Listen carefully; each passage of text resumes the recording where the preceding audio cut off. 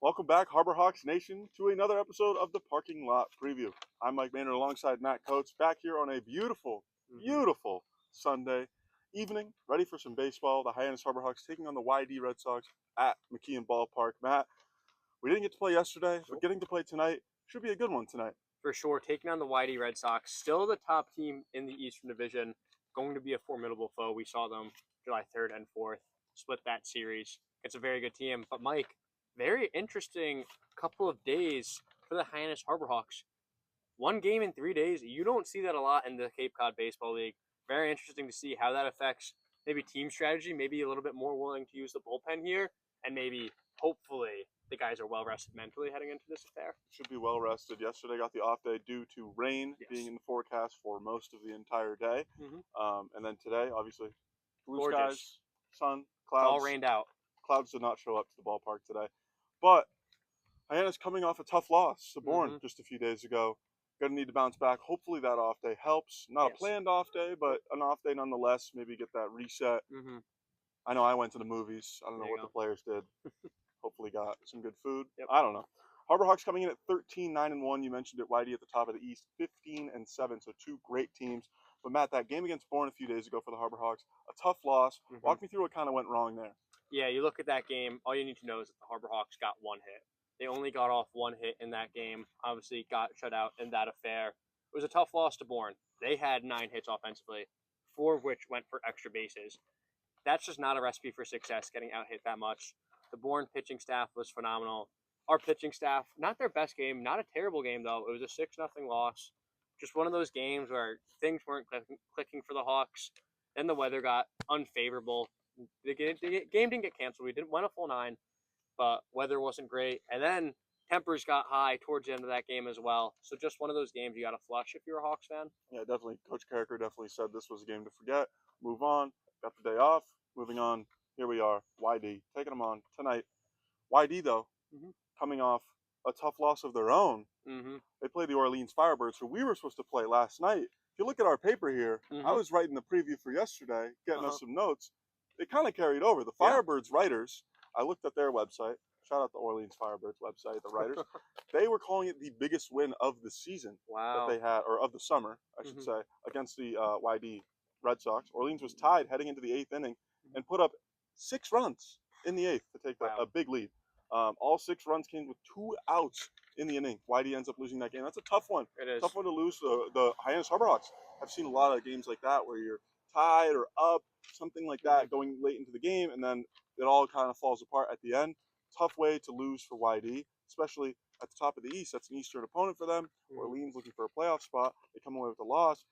So 2 teams coming off a tough loss, looking to rebound. Both teams didn't get to play yesterday, so looking to get things going back on the right track, but it should be an interesting game.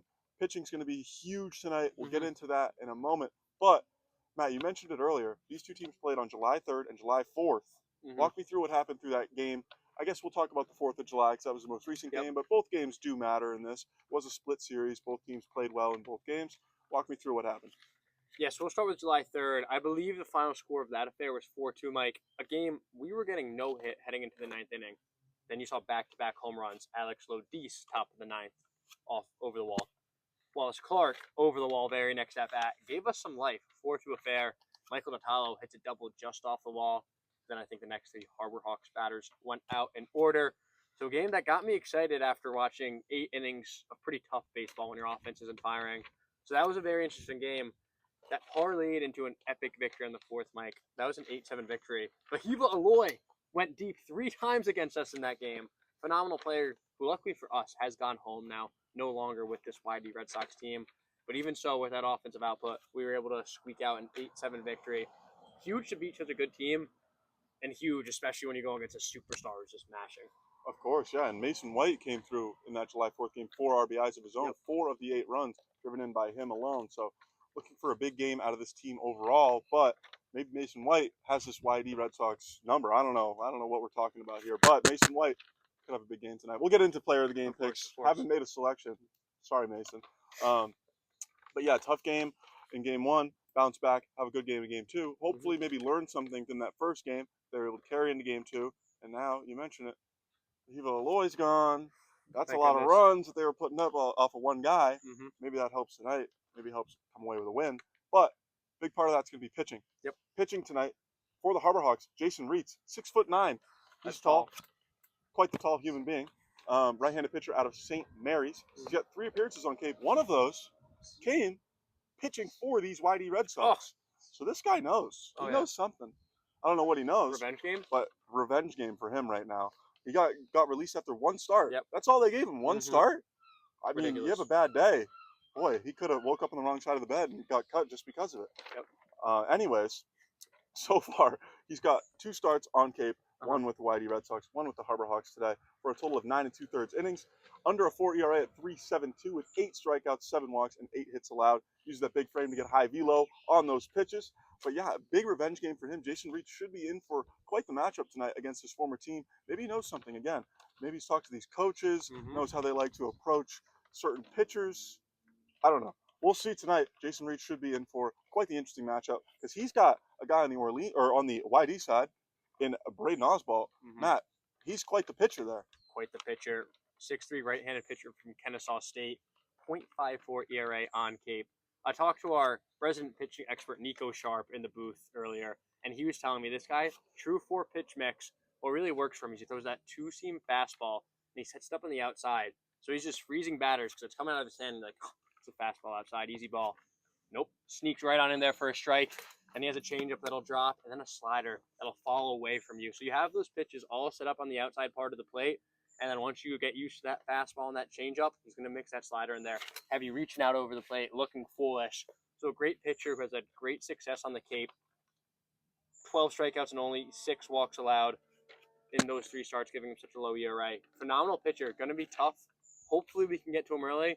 But if we don't, I wouldn't be shocked. He's been great so far. Shout out our boss, Austin Kuda. He is out here behind the camera, killing it as always. Shout out Austin. Shout out Austin. Shout out Braden Oswalt for having a good start to his Cape League campaign. Under a 6.6 ERA. He's at 0.54 right now. Ridiculous. That's unbelievable. Through 16 2/3 innings. It's really good. I mean, obviously he had a good first start, so he got to stay with the Y-D Red Sox. He didn't get cut off at 1. Maybe Jason Reitz would have done that. Who knows? We'll never know. Anyways, we're going to move on to our player of the game picks tonight.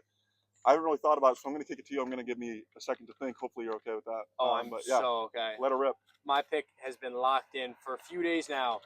I caught up with a good friend of ours, Florida State Seminole, Jackson West, before the Bourne Braves game. Caught up because he was sporting a new look. I said, Jackson, why'd you shave? Told me the day before we hosted the two Cavaliers. It was a big victory for the team, 14-4 mercy rule. But unfortunately, Jackson went 0 for 4.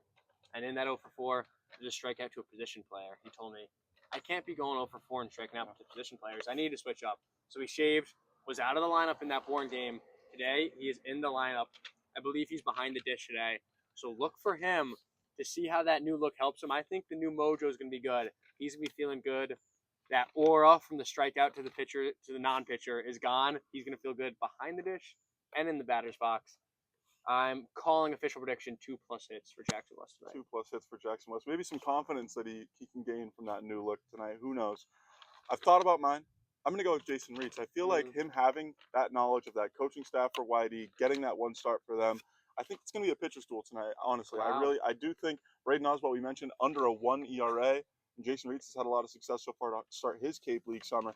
I think this is going to be... Oh, Lord. Wow, the squirrels are fighting in the background behind us. I feared for my life. Ladies and gentlemen, that was scary. Anyways, Jason Reitz, player of the game, I think he goes 5 innings. Ooh, that's steep. I think that's going to be a good start for him. I think Braden Oswalt's going to also have a good start. I think it's going to be a low-scoring game, but I think the Hawks come out on top. Speaking of that, we got to do a score prediction. Yes. Score prediction, Matt, what do you got? I will first want to say, guys, this is a big deal. Mike does not like picking pitchers for his player of the game selection. Whoa. I don't not like pitchers. No, you don't like picking pitchers for player of the game? I love pitchers. No, this is a big deal. With Big that deal. being said, I'll stick with the low-scoring game. I'll stay on your wavelength there. We're going to call this a 5-2 victory for the Harbor Hawks tonight. Okay, I like that. I'm going to go 3-1 Hawks.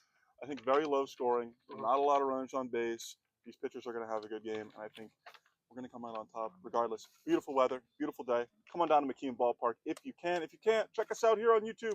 The Harbor Hawks Baseball Network will have live broadcasts of this game. You can check out a sideline report from him. You can check out Josh, Jacob, and Nico all in the booth keeping you company. Josie will also get some sideline reports in there. Mm-hmm. Have a great rest of your evening.